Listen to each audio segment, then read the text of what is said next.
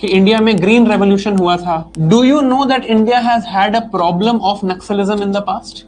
Do you know India has actually fought many wars with Pakistan and one of these wars was in 1965. अब मैं आपको दिखाता हूं कि ये तीनों चीजें एक्चुअली आपस में कनेक्टेड हैं।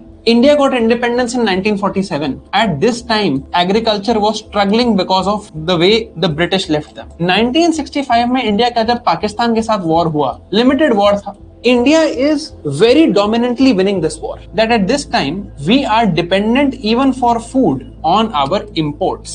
And there is a program called Public Law 480 जो यूनाइटेड स्टेट्स की गवर्नमेंट रन करती है और वो इंडिया को फूड बेचती है। तो हम यूएसए से फूड लेते हैं। तो American at this time, you know what they told us? They told us कि यार we will not give you food. We will ban food to India if you do not stop this war.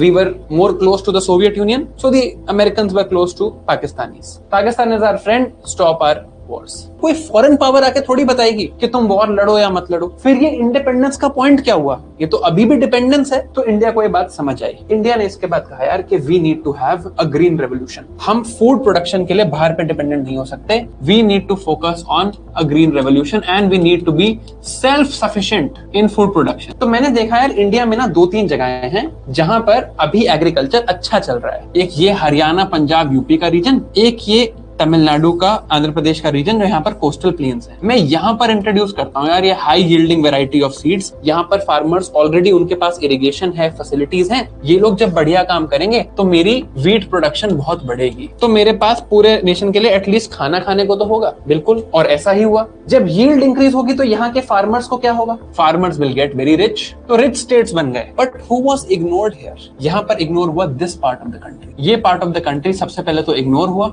फिर यहाँ पर जो tribals रह रहे थे, they were pushed out of the forest.